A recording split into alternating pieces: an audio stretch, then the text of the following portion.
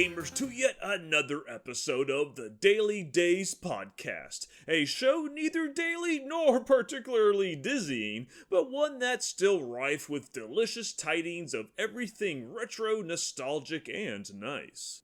I'm Mr. Picario, your constant correspondent to everything golden, if old, and today I want to spend a quick few minutes talking about a recent trend in the new retro/faux retro scene. And that would be the Brawler. Like the space shooter, the cute-em-up, the single-screen platformer, and the adventure game of yesterday. The classic beat-em-up in the vein of Final Fight or Teenage Mutant Ninja Turtles the arcade game have all but slipped from existence. Or had, until a phenomenon I call the Brawler Renaissance returned the genre to prominence. The question, however, is whether it'll last.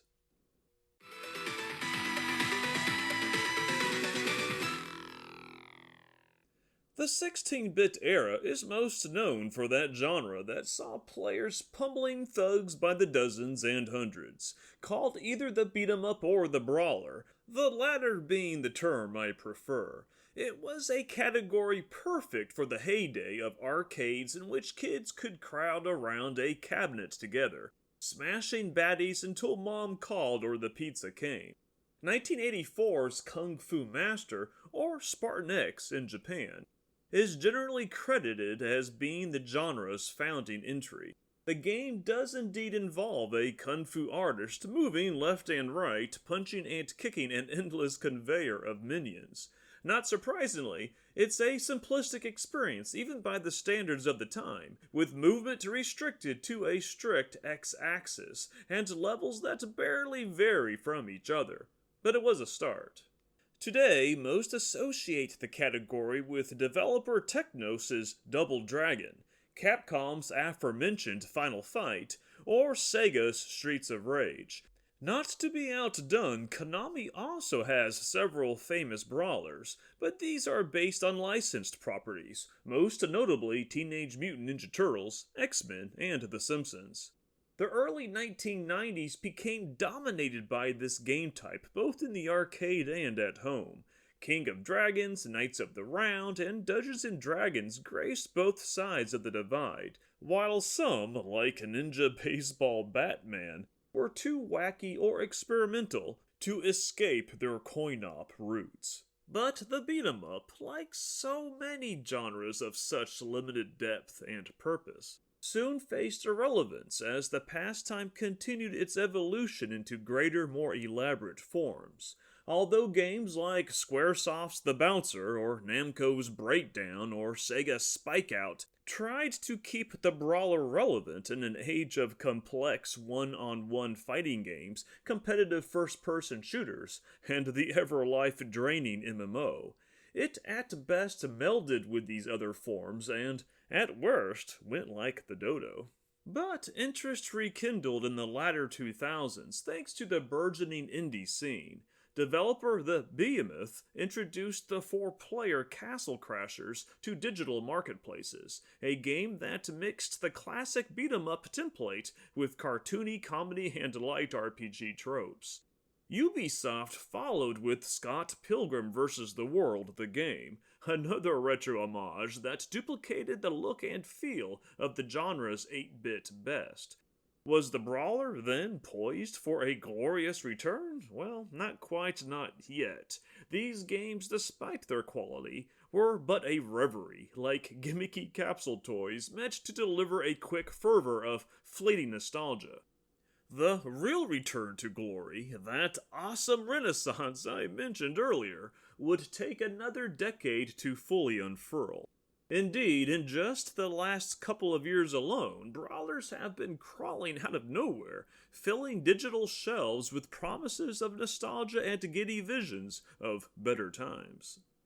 The Ninja Saviors. Teenage Mutant Ninja Turtles Shredder's Revenge, Streets of Rage 4, The Karate Kid Street Rumble, River City Girls 1 and 2, Jitsu Squad, Fightin' Rage, Battletoads 2020, Double Dragon Gaiden, G.I. Joe Wrath of Cobra, the Night Slashers remake, the upcoming Toxic Crusaders, even the re-release of Scott Pilgrim.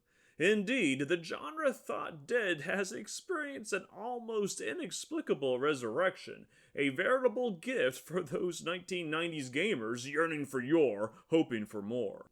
But my advice is this: enjoy this explosion while it lasts, because, like any blast, it's over in a moment. A flash in the pan before blink, it's another decade before the retro trend comes around again.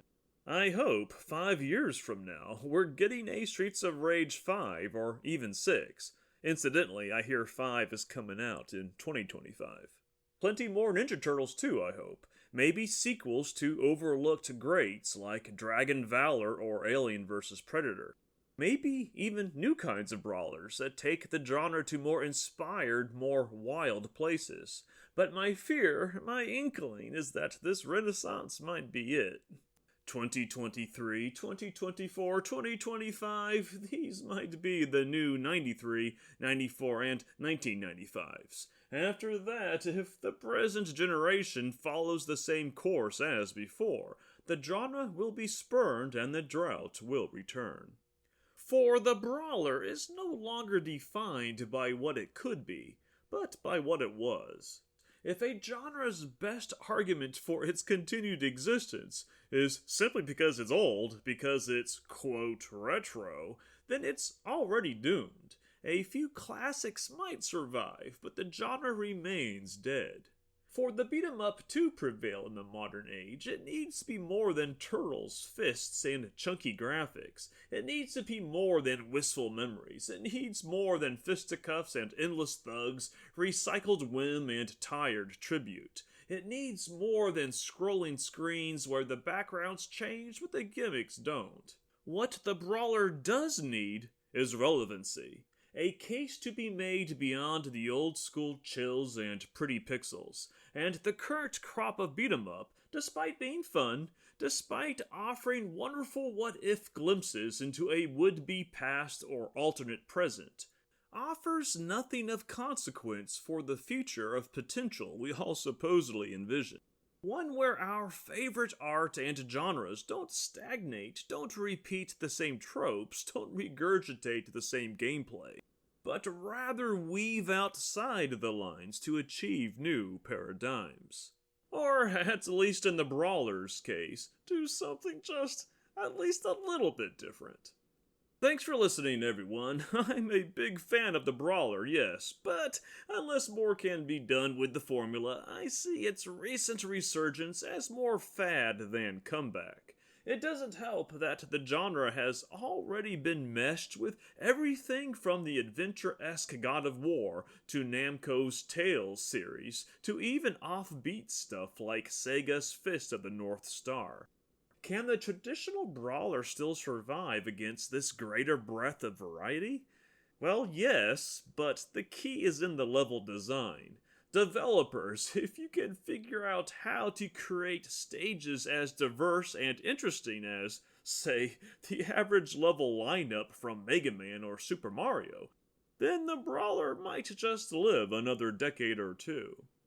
Anywho, if you enjoyed this podcast, please leave a like, or subscribe, or comment, or visit my website at lostnostalgia.com, or do all the above. But yes, my website again is lostnostalgia.com.